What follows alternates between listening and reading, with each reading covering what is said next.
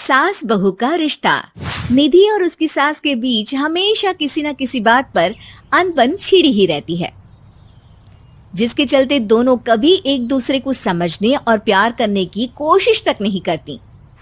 अरे मेरे तो भाग ही फुट गए जो ऐसी बहू मिली। हाय, मेरी तो जिंदगी बर्बाद हो गई। भगवान, या तो अच्छी सास दे देता या फिर गूंगी। इन्हें मेरे सिर बिठाकर कौन से जन्म का बदला ले रहे हैं भगवान। क्या बोली? वही जो आपने सुना।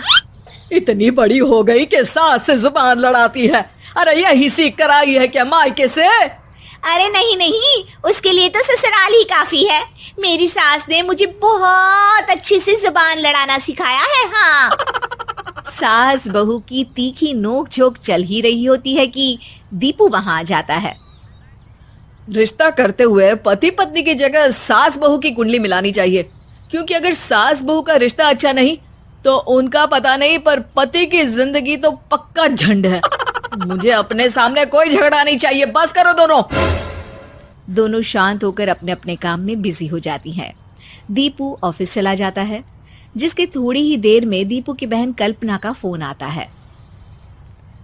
अरे कैसी है रे बेटा? ससुराल में सब बढ़िया है ना? कोई तुझे परेशान तो नहीं करता? सास की बात सुनकर पास खड़ी निधि हंसकर कहती है, अरे वाह रे ऊपर वाले, खुद बहू को शांति से सांस भी नहीं लेने देती और बेटी से पूछ रही है कोई परेशान तो नहीं करता। अरे मेरी बेटी तुम्हारी तरह नाकारा और बदतमीज नहीं है, इसलिए उससे पूछना बनता है। तो उनकी सास भी आपकी तरह नहीं होगी, इसीलिए उन्होंने कुछ बोला नहीं। और इसी के साथ एक बार फिर दोनों सास बहू के बीच तानों का युद्ध शुरू हो जाता है। फिर कल्पना कुछ देर तक तो फोन पर सुनती रहती है, पर जब दोनों चुप होने का नाम तक नहीं लेती तो वो चिल्लाते हुए बीच में बोलती है, अरे बस करो, यहाँ फोन कान पर लगाए जब मुझसे आप दोनों की बातें सुनी नहीं जा रही तो मेरा बेचारा भाई न जाने किस हाल में होगा। अरे ये सब तेरी भाभी की वजह से है बेटा। तो माँ, आप भी कुछ कम नहीं है। आप दोनों को ही अपना रिश्ता सुधारने की जरूरत है।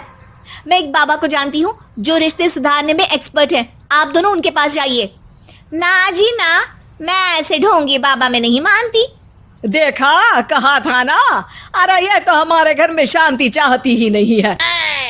भाभी, एक बार ट्राई करके तो देख लो। इस पर निधि मान जाती है और अगले ही दिन दीपू के ऑफिस जाने के बाद दोनों बाबा के पास पहुंच जाती हैं। सास बहू के बीच रिश्ता कुछ ज्यादा खास नहीं है। हर समय तू मैं चलती रहती है। हाँ जी हाँ, बिल्कुल सही। आप तो बहुत ज्ञानी है बाबा जी। तो उपाय सुनो, बहू को साफ और सच्चे मन के साथ सास को 12 लाल और 12 हरी चूड़ियां भेंट करनी है। बात भेद अपने आप कम हो जाएंगे।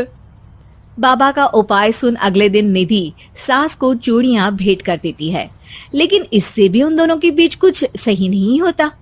अरे पक्का इसने ही किलस कर चूड़ियां दी होंगी।